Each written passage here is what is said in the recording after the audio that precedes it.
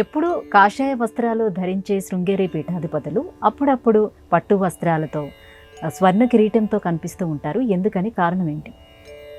విజయనగర సామ్రాజ్యాన్ని నిర్మాణం చేయాలని సంకల్పం చేసుకున్న విద్యారణ్యుల స్వామివారు హరిహర బుక్కరాయలను ఆ కార్యక్రమం కోసం నియోగించారు.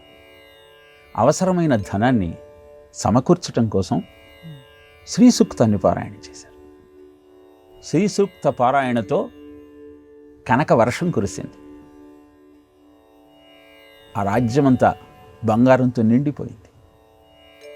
అనంతరం విజయనగర సామ్రాజ్యాన్ని స్థాపించిన తరువాత హరిహర రాయలు, బుక్కరాయలు ఇద్దరు విద్యారణ్య స్వామి వారి దగ్గరకు వచ్చి, స్వామి, ఈ బంగారం అంతా మీదే, మీరే దీనికి అధికారులు కనుక మీరు ఈ ఆభరణాలను ధరించాలి, ఈ పట్టు వస్త్రాలను ధరించాలి అంటూ అభ్యర్థించారు.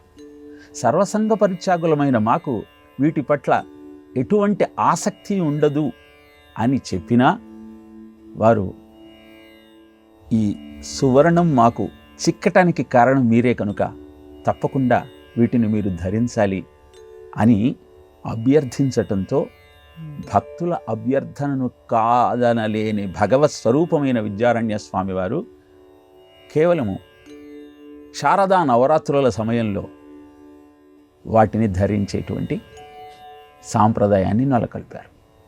అనంతర కాలంలో చంద్రశేఖర భారతి స్వామివారు అది ధరిస్తున్న సమయంలో వాటి పట్ల సర్వసంగ పరిత్యాగులకు ఉండేటువంటి ఆసక్తి ఎలాంటిదో మనకు అర్థమవుతుంది.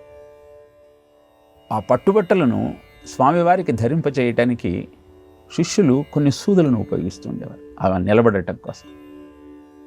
వారు ఆ పట్టు వస్త్రాలను ధరించిన తరువాత తమ కాషాయాంబరాలను ధరించే సమయంలో శిష్యుడు ఒక విషయాన్ని గమనించాడు.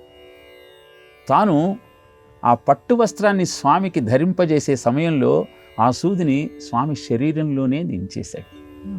అది గమనించి భోరున విలపించటం ప్రారంభించాడు ఆ శిష్యుడు.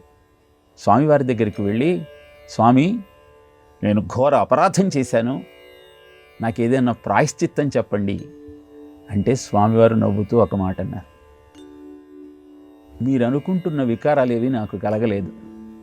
ఈ శరీరం మీద ఎలాంటి భ్రాంతి మాకు లేదు కనుక మీకు ప్రాయశ్చిత్తము అక్కరలేదు, మీరు బాధపడాల్సిన అవసరము లేదు అని తెలియజేశారు.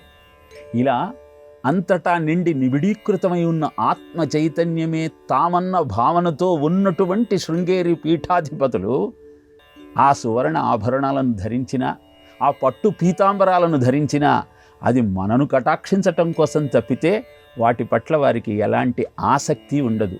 భగవాన్ రమణులకు కూడా మీకు ఆపరేషన్ చేస్తాం, మత్తుమంది ఇస్తాము అంటే, ఈ దేహం నేను కాదయ్యా, దీన్ని మీ ఇష్టం వచ్చినట్టు కోసుకోండి అని గోడకు చేతులు పెట్టి నిలబడితే ఆపరేషన్ చేశారు.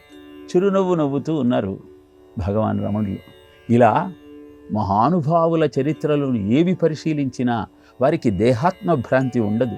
ఈ దేహము మేము కాదు, అందులో ఉన్నటువంటి చైతన్యము ఆత్మస్వరూపమే మేమన్న భావన వారిలో పరిపుష్టంగా ఉంటుంది. అందుకే చంద్రశేఖర భారతి స్వామివారు మహాలయ అమావాస్య నాడు సెప్టెంబర్ 26వ తారీఖు 1954 సంవత్సరంలో తుంగభద్రా నదిలో స్నానానికి వెళ్ళి అక్కడ పద్మాసనంలో కూర్చొని యోగ మార్గాన ఆ దేహాన్ని వదిలేశారు. ఇలా అలాంటి ఎందరో మహానుభావులకు పుట్టిల్లు భారతదేశం. భారతి బంగారు ముంగిట భగవంతుడే పారాడాను, ఋషి సంతతి గొంతు విప్పి రుక్కులు చక్కగా పాడాను. ఆ చరిత్రలు వింటూ వారిని ఆదర్శంగా తీసుకుంటూ వారి జన్మదినోత్సవాలను జరుపుకుంటూ వారి చరిత్రలను శ్రవణం చేస్తూ మన జీవితాన్ని సంస్కరించుకునే ప్రయత్నం చేద్దాం.